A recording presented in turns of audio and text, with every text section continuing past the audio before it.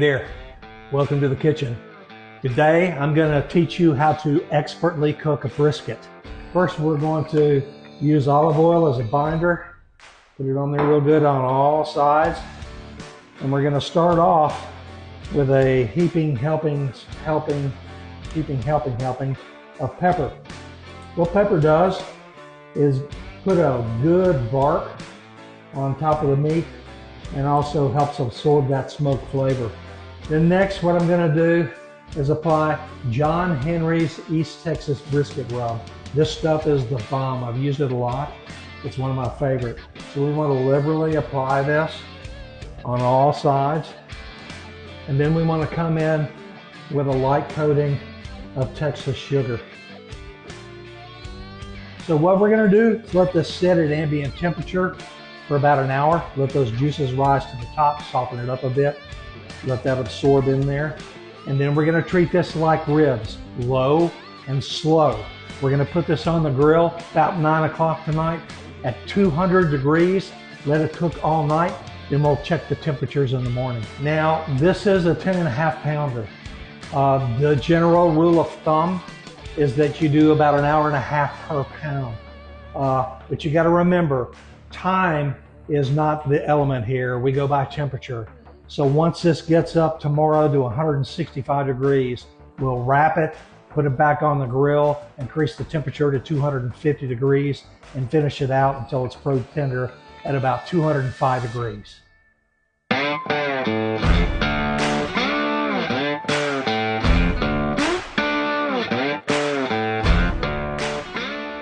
So I've got my pan of water. I've got the fat that I trimmed off the brisket. We're gonna pull in the tallow, and it'll also catch drippings from the brisket on top. And I'm gonna take these trimmings and make some burn in. It's just what's left. I'm using pittboss competition blend, a combination of maple, oak, hickory, and cherry. Fat side up, thick side in, and put it right on the second shelf. Right like that. I don't have to put a temperature gauge on it or anything. It'll be just fine in the morning. Again, I'm going to cook this on 200 overnight. We'll check the temps in the morning, and we'll go from there. Have a good evening. See you tomorrow.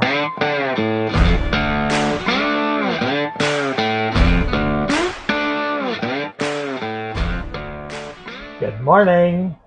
We've been smoking this bad boy all night. You can hear that little 850 hum.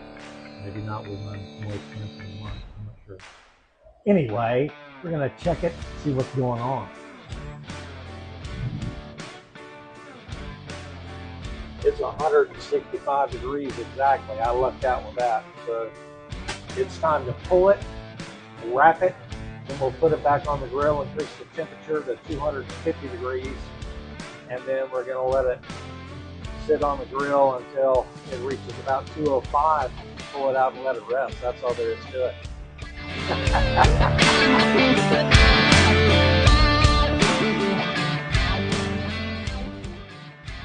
Alright, so we're going to start out. I'm just going to wet this paper a bit, makes it a bit more pliable.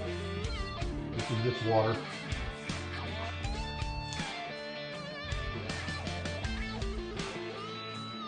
Want to get these papers good and tight.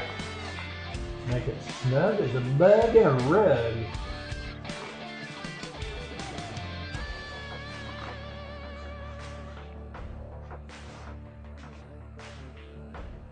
Then we throw it back on the grill.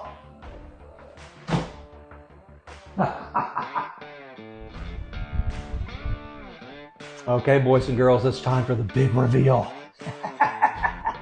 So, cook ended up being 13.5 hours on this 10.5 pound brisket. Pulled it out, let it rest at ambient temperature for 1 hour, wrapped it in a towel, threw it in the oven for another 3 hours. So we're ready to unwrap and reveal this bad mamma jamma. Here's what we've got. Brisket is actually 2 pieces of muscle. It consists of the flat, which is here, it's the thinner part, and then the thicker part, which is the cap. The cap actually sits on top of the flat. There are actually two layers here. That's when you cut it up top in the thicker portion, you see that thin line of fat that should be rendered right through the middle of the meat. So I like to cut it into thirds. What I'll do is cut this tip off here and make it nice and flat, and that'll make a nice juicy bit here in a minute. So you want to cut this against the grain. So we'll start here and just cut away.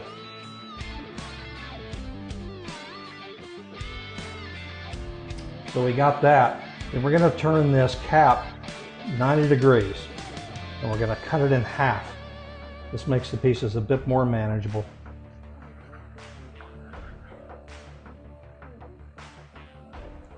And then we'll just cut right down the sides. I'll put that over here. Look at this. Is that beautiful? I want you to be looking at this. Hot and moist, the way I like it. Okay, so there you have it. Gonna have some for dinner the next couple of nights. Gonna freeze a little bit, probably 1.5 pounds, maybe a little bit more, because in a couple of weeks I'm going to make my famous Brunswick stew that will have brisket and smoked pork butt in it as well. So that recipe will be coming shortly. I hope you all learned a little bit of something, and oh my gosh, it's like butter. Like butter, I have to tell you, this is like hickory smoked butter. Better than it. Oh, it's so good. Oh yeah. Hi dog. He wants some too. Okay, y'all take care. Talk to you later.